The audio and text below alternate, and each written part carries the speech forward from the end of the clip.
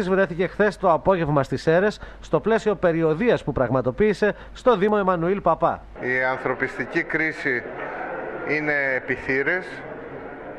Όλο αυτό είναι ανεξάρτητο από το θέμα του Πρόεδρου της Δημοκρατίας.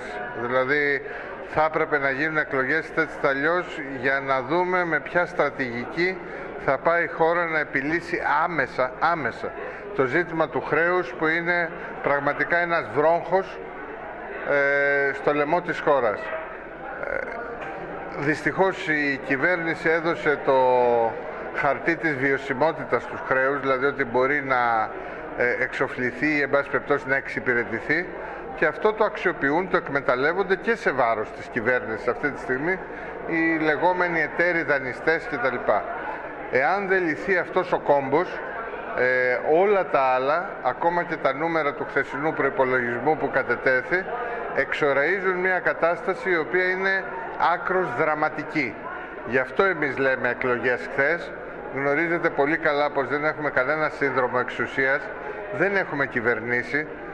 Ενδεχομένως θα θέλαμε και πολύ περισσότερο χρόνο για να γίνουμε πιο βαθύς και εμπεριστατωμένοι στο πρόγραμμά μας ή να γνωρίσουμε το τι γίνεται στις υπηρεσίες κλπ. Αλλά αυτό δεν αφορά κανέναν από το λαό. Ο λαός σε μεγάλο ποσοστό αυτή τη στιγμή εμπιστεύεται ή στηρίζει το ΣΥΡΙΖΑ μόνο και μόνο για το λόγο το ότι θεωρεί πως είναι μια δύναμη που μπορεί να κινητοποιήσει και άλλες δυνάμεις, πολιτικές και κυρίως κοινωνικές δυνάμεις, για να μπορέσουμε να γυρίσουμε το τιμόνι για αυτή τη χώρα, να ξανάρθει η ελπίδα σε αυτή τη χώρα. Θέλουμε να έχουμε μια άνετη κυβερνητική πλειοψηφία, δήλωσε ο κύριος Βούτσης, σχολιάζοντας τα περί αυτοδυναμίας. Δεν ήταν μόνο το 151 στη Βουλή. Κάθε πολίτης όταν ακούει για αυτοδυναμία αρχίζει και σκέφτεται για πελατειακό κράτος, για δίκτυα εξυπηρέτησης, για μονοκομματικές καταστάσεις. Εμείς λέμε ότι θέλουμε να έχουμε μια άνετη κοινωνική πολιτική πλειοψηφία.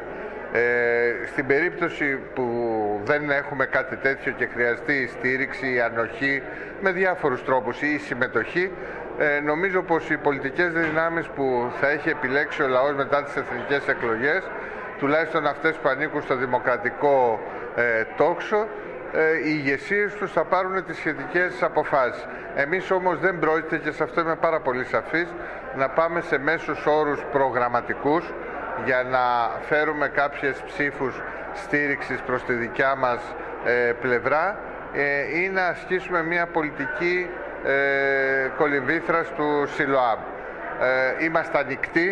Είμαστε ανοιχτοί σε στήριξη, σε ανοχή, σε συζήτηση, αλλά στην κατεύθυνση ενός προγράμματος που τα μήνυμα περιέχονται στο πρόγραμμα της Θεσσαλονίκης. Η κρίση βαθαίνει και η ανάπτυξη που επαγγέλλονται δεν πρόκειται να έρθει αν δεν αλλάξει συνολικά η πολιτική, τόνισε ο κύριος Βούτσης. Η κυβέρνηση το καλοκαίρι είχε πει ότι από το Παρίσι και ύστερα δεν θα ξανάρθει τρόικα στην Ελλάδα, και επίσης από πέρσι το καλοκαίρι θυμόμαστε ότι θα έπρεπε να είχαν ξεκινήσει αμέσως μετά τις γερμανικές εκλογές οι συζητήσεις για το μέλλον του χρέους, τη διαχείριση του χρέους.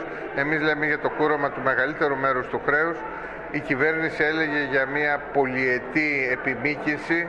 Μπορεί εμείς να μην θεωρούμε πως είναι η σωστή μέθοδος, αλλά θα ήταν κάτι για συζήτηση.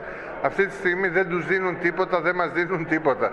Είναι φανερό ότι βρισκόμαστε σε μια οριακή στιγμή που θέλουν για όλο τον νότο της Ευρώπης να συνεχίσουν τα ελλείμματα του νότου να γίνονται πλεονάσματα του βορρά, και οι κοινωνίες μας, οι λαοί μας να οδηγηθούν σε μια δραματική κατάσταση με μισθούς Βουλγαρίας, Ρουμανίας, και με το επιστημονικό μας δυναμικό να πηγαίνει να δουλεύει για την κυρία Μέρκελ, τον κύριο Κάμερον και τον κύριο Ολάν.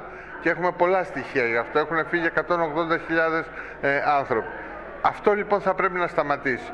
Ως εκ τούτου, όταν μιλάμε και αν μιλάμε για ανθρώπους, για τους πολίτες αυτής της χώρας και όχι για αριθμούς για τους οποίους καθένας θα μπορούσε να έχει τη δικιά του ερμηνεία, πιστεύω ότι και ο κύριος Γιακουμάτος και οι άλλοι, όταν μιλάμε τις παρέες τους, βλέπουν πως θα πρέπει να ακολουθήσουμε ένα εντελώς διαφορετικό ριζοσπαστικό δρόμο για να επιλύσουμε τα προβλήματά μας.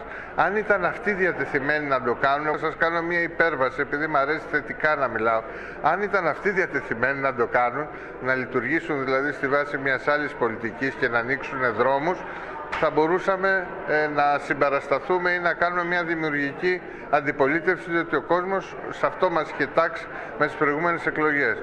Οι άνθρωποι όχι μόνο δεν είναι διατεθειμένοι να το κάνουν, δίνουν και όπλα στους αντιπάλους, όπως σας είπα προηγούμενα. Γι' αυτό ο δημοκρατικός δρόμος, η δημοκρατική λύση για τη χώρα είναι οι εθνικές εκλογές.